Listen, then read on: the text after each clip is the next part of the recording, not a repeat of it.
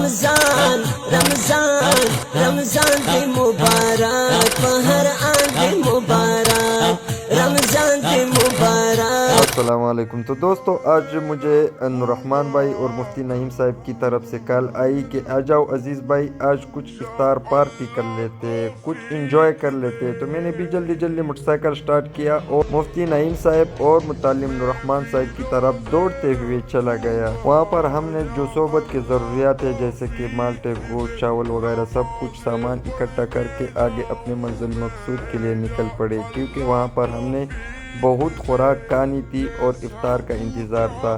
عصر کا وقت تھا، ہم نے بقایا دوستوں کے ساتھ رابطہ کیا اور ان کو بھی بلا لیا تاکہ وہ بھی ہمارے ساتھ اس محفل میں شریک ہو جائے۔ ہمارے مفتی صاحب بھی بہت جذبے کے ساتھ موٹر سائیکل چلا رہے تھے کیونکہ افطار کا وقت بھی قریب تھا اور مفتی صاحب کی خواہش بھی پورا ہونے والا تھا، کیونکہ مفتی صاحب کا خواہش تھا کہ سب دوست اکٹھے ہو جائے اور ساتھ میں ایک پروگرام بنا لیں۔ آخر کار ہمارے مفتی صاحب کا یہ خواہش بھی پوری ہو گیا اور آگے جاتے جاتے ہم اپنے دوستوں کے ساتھ ٹچ ہو گئے، جس میں ہم حضرت مولانا زعفران صاحب اور حضرت مولانا نصر اللہ صاحب شامل تھے۔ تیزی کے ساتھ جا رہے تھے تاکہ جلدی پہنچ سکے اور افطار کرنے کے وقت تک ہم اپنا کھانا وغیرہ سب کچھ تیار کر لے۔ عبدالخالق بھائی بھی ساتھ میں شریک ہو گیا اور آگے اپنی جگہ پر ہم پہنچتے ہم نے موٹر سائیکل سے سامان اتارا اور جلدی سے پیاز وغیرہ کے کاٹنے میں مشغول ہو گئے۔ مفتی صاحب نے بس پیاز اٹھایا، اس نے کہا میرے آنکھیں مضبوط ہے، میں اپنے خوشی سے یہ پیاز کاٹ لیتا ہوں، اور ہم سارے دوست بقایا سامان کے تیار کرنے پر لگے، جس میں مولانا زعفران صاحب نے کہا کہ میرے ہاتھ کا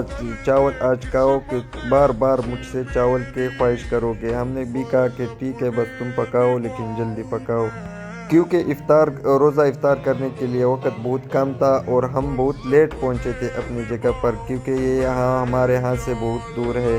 بس نوررحمان بھائی نے بھی اپنا برکت شامل کیا، دیگڑی میں تھوڑا چمچ مار وہاں دیا۔ سے ہمارا جو مشر مفتی صاحب ہے، مفتی صاحب بھی خدمت میں بھرپور حصہ لے رہا تھا اور یہ کوشش کر رہا تھا کہ روزہ ہے اور روزے میں ہر ثواب کا بہت زیادہ اجر ہوتا ہے، وہ یہ کوشش کرتا رہا کہ یہ سارا خدمت ہم کریں۔ ہم نے کہا کہ زیادہ پہلے خدمت نہ کرو کیونکہ بعد میں لوشی بھی اپنے وینزل کرتا ہے۔ جب میں نے مفتی صاحب سے یہ بات کی کہ لوشی آپ نے وینزل کرتا ہے تو مفتی صاحب بہت مسکرانے لگے اور خوش سے ہنس پڑے۔ میں نے کہا کیوں ہنسا؟ اس نے کہا کہ خدمت پہ اللہ ملتا ہے، تم کیسے وہ سادہ باتیں کرتا ہے؟ میں نے کہا ٹھیک ہے مفتی صاحب، آپ کا یہ دلی تمنا، یہ دلی خواہش ہم بھی پورا کر لیتے۔ یہ رہا ہمارا ولاگ، والسلام۔